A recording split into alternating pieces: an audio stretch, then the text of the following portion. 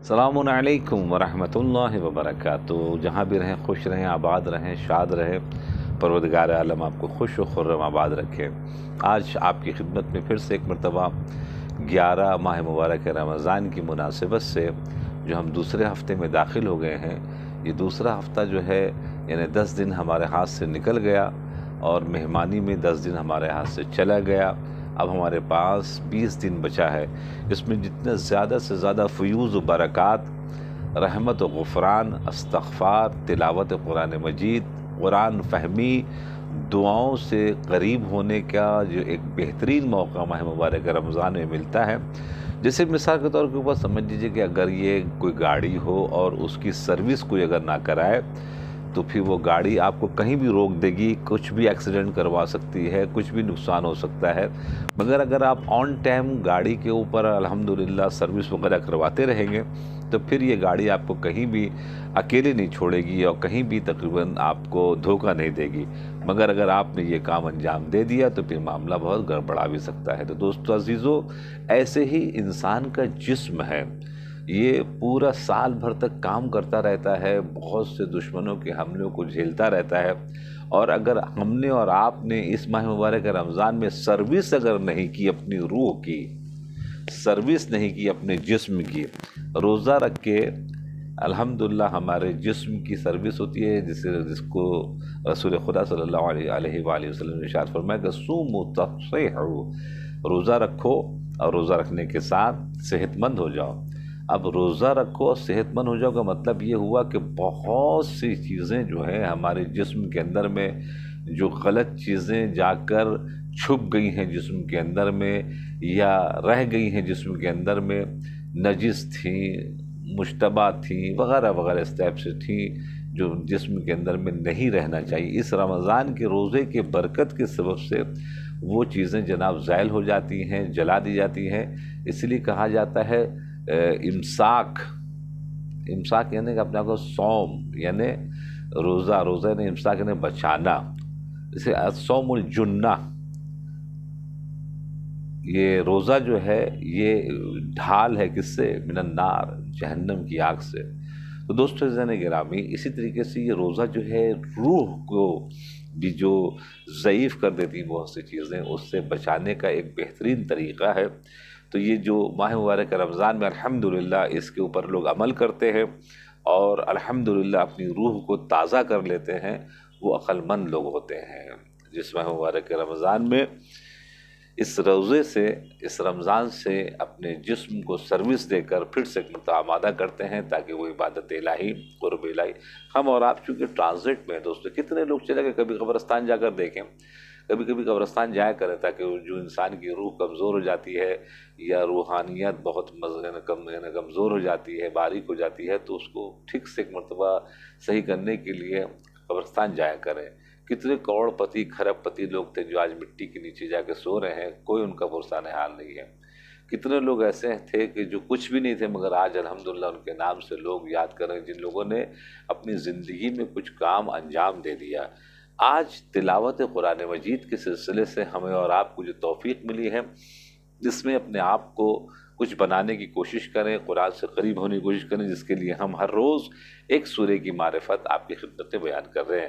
آئیے آج امام محمد باقر علیہ السلام کی روایت آپ کی خدمت میں پڑھتا ہوں، جس میں یہ ارشاد فرماتے ہیں: من قرأ سورہ ہود فی کل جمعۃ بعثہ اللہ عز وجل یوم القیامہ فی زمرۃ النبیین ولم یعرف له خطیۃ عملها یومہ۔ زبردست روایت ہے امام محمد باقر علیہ السلام کی، کہتے ہیں کہ جو بھی اس سورہ ہود کی تلاوت کرے گا جمعے کے دن، من قرأ، جو قرأت کرے سورہ ہود کی، فی کل جمعہ، ہر جمعے کے دن، بہت بڑا سورہ نہیں، چھوٹا سورہ ہے، پڑھ لیں، بعثہ اللہ، تو اللہ اس کو بلائے گا، عز وجل، یوم القیامہ، قیامت کے دن۔ کیسے انداز سے بلائے گا؟ جہاں پر سب لوگ ایک دوسرے سے بھاگ رہے ہوں گے، اپنے آپ کو بچا رہے ہوں گے، اس دن اللہ اس کو بلائے گا، مبعوث کرے گا، فی زمرۃ النبیین، یعنی ایک جیسے عالموں کا زمرہ چلے گا، عالموں کا جھنڈ چلے گا، سمجھ لیجئے یہ صلحاء متقین کا جھنڈ چلے گا، اس میں ایک جھنڈ چلے گا نبیوں کا، 1,24,000 پیغمبروں کا۔ جو لوگ جمعے کے دن سورہ ہود کی تلاوت کرتے ہوں گے اس دنیا میں تو فرشتے اس شخص کو نبیوں کے درمیان میں جا کے چھوڑ دے گا. فرشتے چھوڑ دیں گے اور کہا کہ آپ ان لوگوں کے ساتھ چلیے. کہا کہ کیوں چل رہے ہیں؟ کہا اس لیے چل رہے ہیں کہ چونکہ آپ جمعے کے دن تلاوت کیا کرتے تھے سورہ ہود کی، اور امام محمد باقر صلی اللہ علیہ وسلم کی روایت تھی کہ جو سورہ ہود کی تلاوت کرے گا وہ نبیوں کے زمرے میں جناب والا محشر کے میدان میں والا یعرف لہو خطیئت عملہا یوما، اور وہ دیکھے گا کہ اس کے نام اعمال میں کوئی گناہ ہی نہیں ہے. اب سمجھے زمرے میں وہاں پر کیوں چلے گئے؟ کیونکہ اس کے نام اعمال سے مٹا دیے جائیں گے گناہ کو. تو دیکھیں کون کون سے رستے سے پروردگار عالم کس کس بہانے سے بخشنا چاہ رہا ہے. مٹا دے گا پروردگار عالم. اس ماہ مبارک رمضان میں جب پڑھیں تو ایک مرتبہ اس اعتبار سے پڑھیں تو پھر ایک الگ ہی مزہ آ جائے گا. کچھ لوگ جب محشر کے میدان میں وارد ہوں گے اپنے نام اعمال کو دیکھیں گے اور دیکھ کے کہیں گے فرشتوں سے لگتا ہے کچھ آپ لوگوں سے غلطی ہو گئی ہے، میرا نام اعمال نہیں. کہا کیوں؟ کہ اس لیے کہ اس میں تو کوئی گناہ ہی نہیں لکھا ہوا ہے، ہم نے تو بہت کچھ الٹا سیدھا بھی کیا تھا. تو کہا کہ اصل بات یہ ہے کہ آپ کو اس دنیا میں بسم اللہ الرحمن الرحیم کہنے کی عادت تھی. ہر چیز میں جب گاڑی اسٹارٹ کرتے تھے بسم اللہ کہتے تھے، گھر میں آتے تھے بسم اللہ کہتے تھے خاموشی کے ساتھ، کھانے سے پہلے بسم اللہ کہتے تھے، ہاتھ دھونے سے پہلے بسم اللہ کہتے تھے خاموشی کے ساتھ، کسی کو پتہ بھی نہیں چلتا تھا. آپ کی یہ عادت، بہترین عادت محشر کے میدان تک آ گئی. جب آپ کے ہاتھ میں نام اعمال دیا جا رہا تھا تو اس میں بہت سے گناہ تھے، مگر جیسے ہی آپ نے کہا بسم اللہ الرحمن الرحیم کہہ کے آپ نے لیا، وہ عادت برقرار تھی، کنٹینیو ہوئی. تو فوراً حکم ملا کہ اس کے تمام گناہوں کو ثواب میں تبدیل کر دیا جائے. تو وہ تمام جو گناہ تھے وہ تمام کے تمام گناہ ثواب میں تبدیل ہو گئے. تو کچھ لوگ محشر کے میدان میں جو وارد ہوں گے ان کے پاس کوئی گناہ ہی نہیں ہوگا. تو الحمدللہ اس کا طریقہ جو ہے وہ یہ ہے جو ائمہ معصومین بتا رہے ہیں. اس کے بعد پھر رسول خدا صلی اللہ علیہ وآلہ وسلم کی حدیث آپ کی خدمت میں بیان کروں کہ سورہ ہود کے پڑھنے کا ثواب کیا. من قرأہا، جو قرأت کرے گا، اعطیہ من العجر، جو اس کو اجر عطا ہوگا 10 حسنات بعدد من صدق بنوح علیہ السلام وکذب به بہود علیہ السلام. کہتے ہیں کہ جو بھی سورہ ہود کی تلاوت کرے گا تو پروردگار عالم اس کو 10 حسنات یعنی 10 ثواب، من صدق بنوح علیہ السلام، جتنے لوگوں نے جناب نوح کی تصدیق کی ہے کہ آپ نبی اللہ ہیں. اب اگر سمجھ لیجیے کہ 1 لاکھ آدمیوں نے اگر تصدیق کی ہے جناب نوح کی کہ آپ نبی ہیں تو پھر 10 حسنات 10 برابر، تو پھر 10 لاکھ ثواب آپ کے نام اعمال میں، ہمارے نام اعمال میں آ جائے گا اگر ہم نے سورہ ہود کو اس روایت کے مد نظر رکھتے ہوئے جناب تلاوت کیا. وَكَذَّبَ بِهِ بِحُود، اور جتنے بھی لوگوں نے جناب ہود کی مخالفت کی ہے، آپ سمجھ لیجیے مثال کے طور کے اوپر 1 لاکھ لوگوں نے مخالفت کی ہے جناب ہود پیغمبر علیہ السلام کی، تو اب اس کا 10 برابر کر دیے تو 1 لاکھ کا ہو جائے گا 10 لاکھ حسنات لکھے جائیں گے ہمارے اور آپ کے نام اعمال میں اگر ہم نے یہ کام انجام دیا. صالح علیہ السلام جناب صالح، و شعیب علیہ السلام جناب شعیب، و لوط علیہ السلام و جناب لوط، و ابراہیم علیہ السلام و موسیٰ علیہ السلام، و کان یوم القیامہ من السعداء.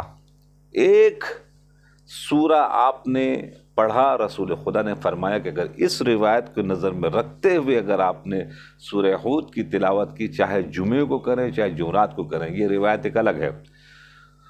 تو اب جتنے بھی لوگوں نے جناب صالح کی، جناب شعیب کی، جناب لوط کی، جناب ابراہیم کی، جناب موسیٰ کی حمایت کی ہے، تصدیق کی ہے، 10 برابر. جتنی مخالفت کی ہے 10 برابر. اللہ عنایت کرے گا. اس کے بعد جو آخری میں جو اس کے جو صلہ جو اس کو ملنے والی چیز ہے وہ بہت زبردست ہے. وَكَانَ يَوْمَ الْقِيَامَةِ مِنَ السُّعَدَاءِ، وہ قیامت کے دن نیک لوگوں میں شمار کیا جائے گا. سعداء، نیک لوگوں میں. اب اس سے بڑا آپ کو ہمیں کیا گارنٹی پیپر چاہیے کہ جس میں ہمارے پیغمبر اکرم صلی اللہ علیہ وآلہ وسلم نے اتنی بڑی نعمت جناب ہمیں اور آپ کو عنایت کر دی ہے. آئیے اب اسی کے ساتھ ساتھ ہم چلتے ہیں آپ کی خدمت میں دعا افتتاح کا سلسلہ جو چل رہا ہے اس کو لے کے آپ کے خدمت میں آگے بڑھے.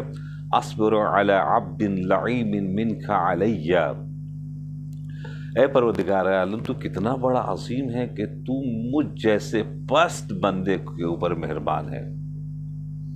صحیح بات ہے، اگر آپ غور کریں، ذرا فکر کریں، ذرا دیکھیں ہم کتنے نادان ہیں، کتنے گناہگار ہیں، مگر میرا پروردگار عالم کتنا کریم ہے، کتنا عظیم ہے کہ ہمارے ان تمام گناہوں کو درگزر کر کے بھی ہمیں عنایت کرتا ہے۔ یا ربی انک تدعونی فاولی عنک، اے پروردگار عالم تو نے مجھے بلایا ہے، میں تجھ سے منہ موڑ رہا ہوں۔ عجب بات ہے، میں عجب انسان ہوں، تو مجھے بلا رہے آؤ ادھر، اور میں تجھ سے منہ موڑ رہا ہوں، میں ایسا ہوں۔ وَتَتَحَبَّبُ إِلَيَّ وَأَتَبَغَّضُ إِلَيْكَ، اور تو مجھ سے محبت کرتا ہے، میں تجھ سے ناراضگی کر دکھا رہا ہوں۔ عجیب بات ہے، ذرا غور کریں پروردگار عالم کیا چاہ رہا ہے اور ہم کیا کریں۔ وَتَتَوَدُّدُ عَلَيَّ فَلَا أَقْبَلَ مِنْ، اور تو میرے ساتھ الفت کر رہا ہے اور میں تجھ سے بے رخی کر رہا ہوں۔ عجیب، میں تیرا بندہ ہوں۔ کان علی تطول علیک، جیسے کہ میں تجھ پر کوئی احسان کر رہا ہوں۔ عجیب بات ہے، اتنا کچھ دینے کے بعد تو میرے ساتھ کیا کر رہا ہے اور میں تیرے ساتھ کیا کر رہا ہوں۔ یہی تو ہم لوگ کر رہے ہوتے ہیں نا دوستو۔ ایک مرتبہ جہاں رمضان ختم ہوا تو پھر ذرا سا رنگ ریلیاں دیکھیے کیا ہوتا ہے، وہ مجھے بلا رہا ہوتا ہے اور ہم بھاگ رہے ہوتے ہیں۔ عجیب بات ہے، میں اس سے منہ موڑ رہا ہوتا ہوں، وہ میری طرف دیکھو۔ فَلَمْ يَمْنَعْكَ ذَلِكَ مِنَ الرَّحْمَةِ لِي، اور تیرا طرز عمل اتنا زبردست ہے کہ کوئی چیز روک نہیں سکتی تیری رحمت کو، کہ جو تو الحمدللہ میرے اوپر طرز عمل کیا ہوا ہے، کیونکہ تو بہت بلند ہے، بہت بلند ہے۔ میں یہ کر رہا ہوتا ہوں، تو یہ کر رہا ہوتا ہوں، مگر یہ جو کچھ تیرے اندر میں ہے وہ تیری رحمت کے سبب سے تجھے روک نہیں سکتی۔ تو اتنا عظیم ہے، تو رحمت ہے۔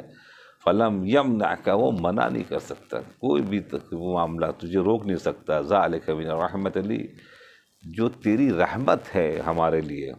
والاحسان علیہ والتفضل علیہ بجودک وکرمک، اللہ اکبر، اور تو مجھے عطا و بخشش کے ساتھ فضل و احسان کرنے سے باز نہیں رہتا۔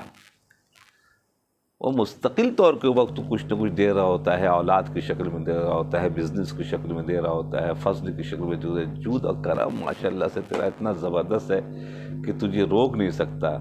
فرحم عبدک الجاہل، اے میرے اللہ۔ اب یہاں پر سب اقرار کرنے کے بعد، دیکھیے ہے دعا مانگنے کا طریقہ، اس اقرار کرنے کے بعد کہتے فرحم عبدک الجاہل، اے میرے اللہ رحم کر دے اس بندے کے اوپر جو بہت نادان ہے تیرا، یعنی میں۔